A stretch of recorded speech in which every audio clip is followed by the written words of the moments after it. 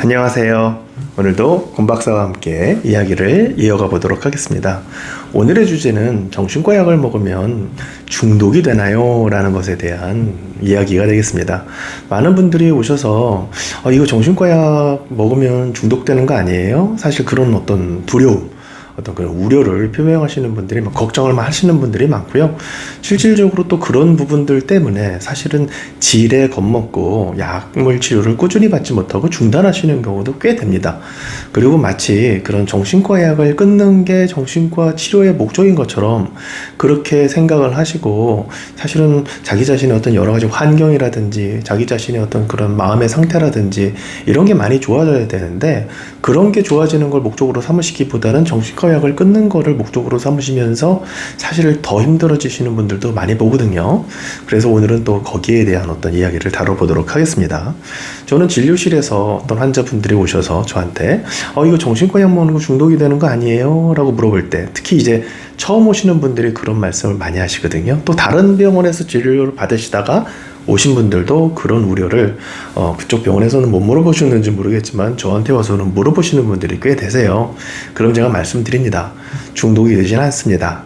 다만 심리적인 의존은 될 수 있겠죠. 라고 말씀드리면 또 그러면 갑자기 심리적인 의존이요? 라고 얘기하면서 굉장히 중독만큼의 큰 문제인 것처럼 이렇게 반응을 보이시는 분들이 많은데, 그러면 또 제가 말씀드립니다.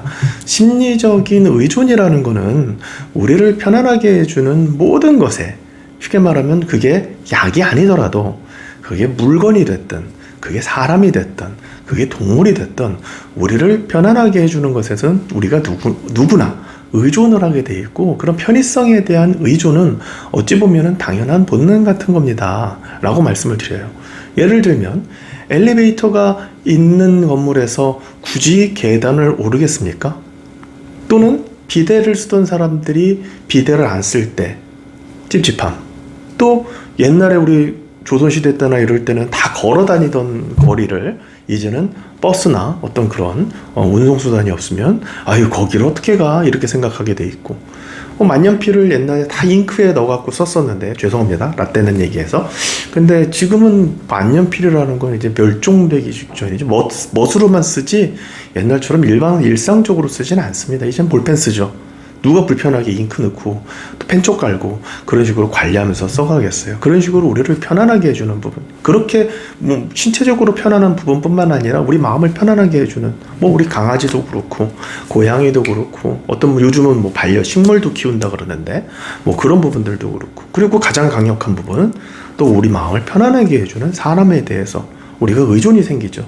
그런 부분들은 심리적인 의존이고, 그런 심리적인 의존이 결과가 나쁘면 사실은 중독만큼 나쁜 걸로 우리가 생각을 할 수 있겠습니다만, 그런 심리적인 의존의 결과가 우리가 편안해지는 거고 우리가 좀 나은 삶을 사는 거라면은, 그런 심리적인 의존은 어떤 의미에서는 기술을 이용한다 라고 생각하시고 자연스럽게 받아들이시는 게 좋습니다. 여기서 중독에 대한 것을 한번 좀 짚고 넘어가 볼게요. 중독이라는 것은 두 가지 조건이 충족이 돼야 됩니다.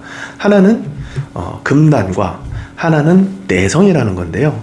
이 금단 증상이라는 것은 그 약을 끊었을 때, 보통 우리가 이제 마약이 됐든 술이 됐든 이런 부분과 관련돼서 저희가 중독에 대한 얘기를 많이 하지 않습니까? 그런데 예를 들면 마약이든 술이든 예를 들면 하던 사람들이 끊게 됐을 때 굉장히 힘든 신체적인 반응들이 일어나요. 예전엔 없던 그런 신체적인 반응들이 일어나서 다시 그 물질을 찾게 만들어요. 이런 게 금단입니다. 그리고 내성이라는 것은 내가 예를 들면은 한 알에서 만족을 했어. 그런데 나중에 보니까 한 알로는 똑같은 효과가 안 나. 또 한 잔에서 만족을 했어. 근데 한 잔에서는 나중엔 똑같은 효과가 안 나. 그러니까 두 알이 되고 두 잔이 되고 세 알이 되고 세 잔이 되고, 이렇게 점점 자기 자신을 만족시키는 어떤 그런 물질의 용량이 점점 올라갈 때, 이런 부분들을 내성이라고 얘기하거든요. 이 금단 증상과 이 내성 두 가지 조건이 충족돼야 우리가 신체적인 중독이 있다, 중독성이 있다, 이렇게 얘기를 하는데요. 간혹 가다 보면 항불안제나 항우울제를 쓰시는 분들이 약을 끊었을 때 다시 불안해지고 다시 우울해지는 거를 금단 증상처럼 생각하시는 분들이 계세요.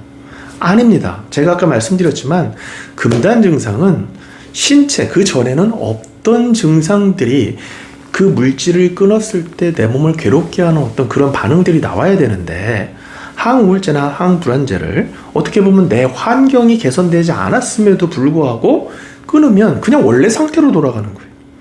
약으로 보호받던 부분이 없어지니까 그냥 원래 상태로 돌아가는 겁니다. 예를 들면 우리가 비 와서 우산을 썼어요. 비가 아직 그치지도 않았는데 우산을 접었어. 그럼 비를 다시 맞게 되는 거죠. 그럼 비 맞던 원래 상태로 돌아갔을 뿐입니다. 이건 금단이 아니에요. 약의 효과가 없어진 거죠. 그리고 내성이라는 것은 대부분 그렇게 용량이 올라가야 되는데, 많은 분들이 또 저한테 진료를 받으시는 많은 분들이 느끼시겠지만 오히려 치료를 오래 받으시면 오래 받으실수록, 그러면서 마음도 나아지고 환경도 나아질수록 오히려 약이 줄면 줄었지 늘지를 않습니다. 그러니까 내성도 사실은 없다고, 오히려 줄으니까, 약이 줄으니까. 아침, 점심, 저녁 약 먹던 사람들이 나중에는 아침, 저녁만 먹고, 나중엔 저녁만 먹고, 또 필요시약을 하루에 두세 번 정도는 이용을 하셨던 분들이 나중에는 그냥 자기 전약 한 번만 먹지, 필요시약, 낮에 필요시약은 거의 안 먹게 되고, 이런 식으로 변하시게 돼요. 그건 왜냐? 증상이 나아지고 상황이 변해서 그래요. 증상이 나아졌더라도 나를 힘들게 했던 상황이 변하지 않는다면 사실은 천천히 원래의 상태로 돌아갈 수밖에 없습니다. 그렇기 때문에 약을 그러면 언제까지 먹어야 되나요? 라고 제가 이렇게 질문을 듣게 되면 저는 항상 똑같이 말씀드려요. 지금 본인을 힘들게 한 상황에서 좀 이렇게 벗어날 수 있으실 때까지, 지금 본인의 상황이 변할 때까지는 드셔야 됩니다. 그래도 약을 드시고 좀 마음의 상처를 덜 받으시고 그래도 조금 더 평정심을 유지할 수 있고, 이런 상태에서 좀 나은 결정들, 어떻게 보면 나도 모르게 하는 그런 말이나 나도 모르게 하는 어떤 행동들이나 나도 모르게 하는 어떤 그런 선택들이 좀 더 나를, 그런 하루하루가 매일 쌓이면서 좀 더 나를 괜찮은 환경으로 이렇게 가게 돼서 정말 나를 둘러싼, 나를 힘들게 했던 요소가 사라지면 그때는 약의 필요성은 없어집니다 라고 말씀을 드려요. 그렇기 때문에 사실 젊으신 분들이 이렇게 병원에 오셨을 때가 사실 저는 제일 반갑습니다. 왜 그러냐면 젊으신 분들은 인생이 무궁무진하게 바뀔 수 있어요. 지금 아직은 뭐 이렇게 어떤 의미에서는 초년운이, 뭐 이런 말씀을 의사가 드리면 좀 이상합니다만, 초년운이 나빠서 오신 분들이거든요. 그분들이 중년운, 노년운이 어떻게 변할지는 몰라요. 인생이라는 건 어떻게 변할지 모르기 때문에 마치 겨울잠을 자는 곰처럼 지금의 힘든 시절을 버티고 견디다 보면 뭔가 인생이 변할 수가 있거든요. 실제로 그렇게 변하시는 분들도 꽤 되세요. 근데 문제는 나이가 드셔서 한 50대 중반, 60대 돼서 병원에 오신 분들, 사실 그런 분들은요, 이제 건강, 본인의 어떤 몸이 안 좋아지면서 그것 때문에 이제 마음들이 힘들어지고, 어떻게 보면 자기 자신의 어떤 좀 예전 같지 않은 그런 신체가 자기 자신의 감옥이 돼버린 거죠. 특히나 이제 무슨 어떤 만성 질환들이 생기시거나 또는 뭐 어떤 정형외과적으로 문제가 생겨서 매일 관절이 아프거나 허리가 아프거나 이런 통증들이 매일 있으신 분들은 저도 좀 마음속으로, 저도 이제 어떻게 보면 나이가 있기 때문에 공감도 되면서 안쓰러운 마음이 듭니다. 왜냐면은 그런 환경이 좋아질 수가 없잖아요. 그래서 말씀은 이제 운동도 좀 규칙적으로 하시고, 이제는 좀 운동을 안 하면 근육량이 떨어지는 나이니까 근력 운동도 좀 하시고, 뭐 이렇게 조언은 드려요.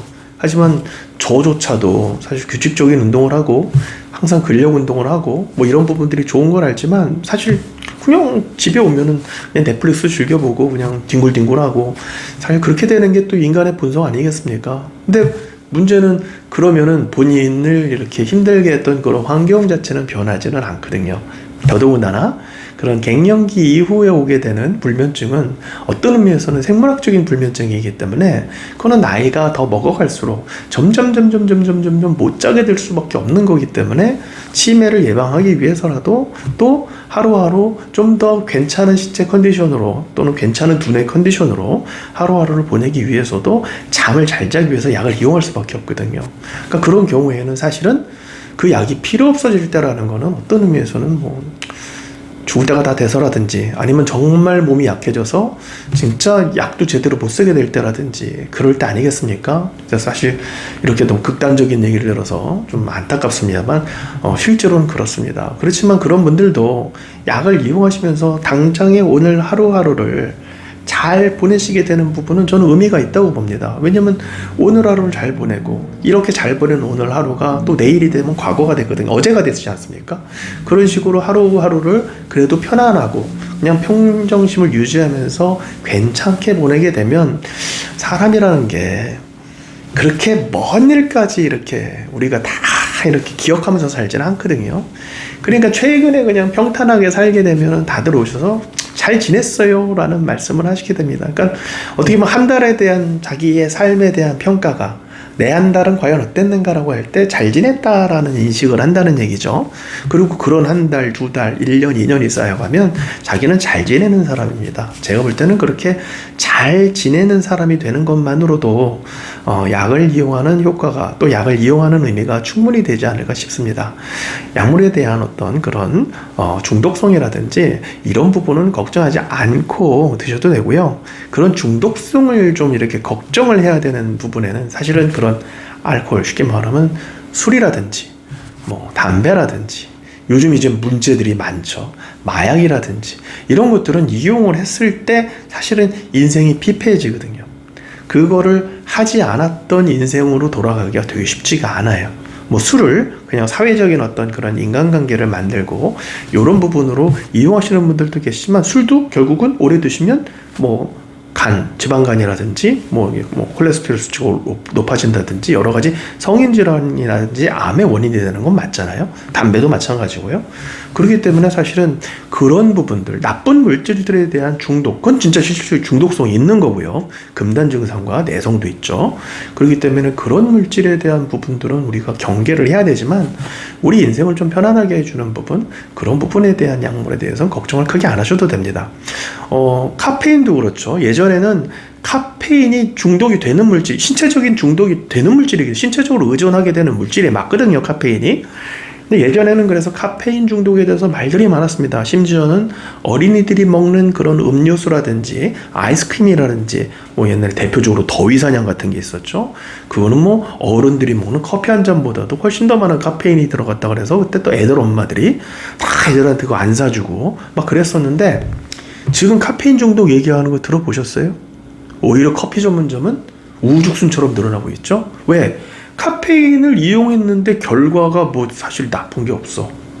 뭐 나쁜 게 있다면 카페인을 또 너무 과용해갖고 너무 각성 상태로 너무 많은 일을 처리하다 보니까 너무 피로해지고 늘어지고, 사실 그것도 바람직한 현상은 아닙니다만 그래도 우리 몸을 망가뜨리고 이런 부분은 결국은 본인의 선택에 좀 달려있는 부분이 있거든요. 그러다 보니까 카페인 정도, 하루 한두 잔 커피 정도는 지금 뭐 아무도 문제 삼지 않습니다.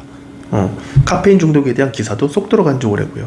결국 중독이라는 것에 대한 핵심은 그 중독의 결과, 내가 의존하게 되는 것에 대한 결과가 내 인생에 좋은 영향을 주느냐, 나쁜 영향을 주느냐, 그 기준으로 생각하시면 될 것 같습니다. 그리고 지금 보면 이제 이런 안 좋은 물질들에 대한 부분도 있지만 그런 의존을 걱정하시는 많은 분들의 성향에는 사실은 마음 깊은 곳, 이 무의식적인 어떤 그런 깊은 마음 속에는 그런 의존에 대한 약간 갈증이 있어요. 그러니까 그 얘기는 뭐냐? 조금 의존하고 싶은 마음이 있는 사람이야.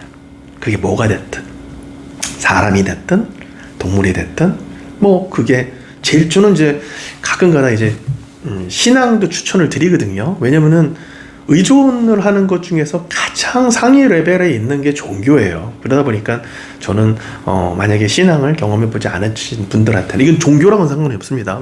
왜? 불교든 뭐 천주교든 기독교든 어디든 상관없어요. 사람이 아니라 그런 신앙에 이렇게 의존을 하는 부분은 그것도 좀 의존성에 대한 어떤 갈증을 충족시키는데 큰 역할을 하거든요. 그렇기 때문에 그런 의존성이 있으신 분들이 좀 겁을 내세요. 의존하게 되는 부분에. 아이러니컬하죠. 오히려 의존을 하고 싶어하는 사람이지만 정작 자기 자신이 의존을 하게 되는 부분에 대해서는 두려워하시는 거죠. 왜?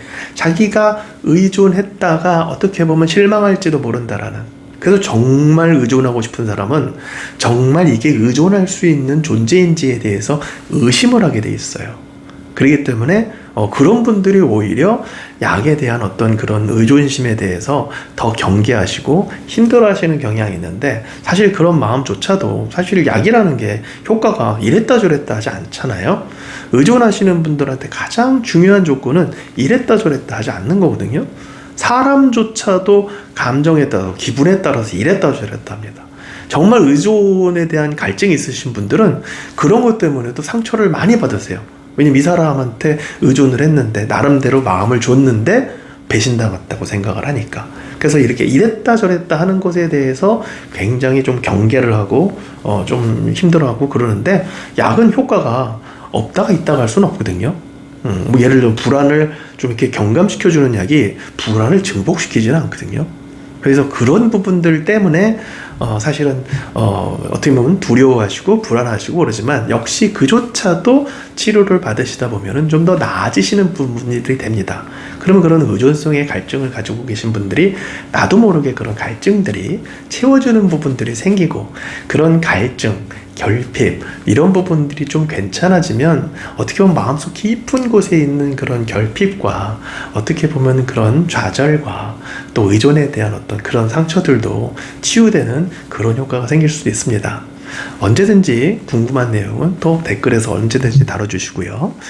정신과 약을 오래 먹는다고 정신과 약에 중독되는 것은 아니다 라는 말씀을 마지막으로 드리면서 오늘 영상 마치도록 하겠습니다. 감사합니다. 안녕히 계세요.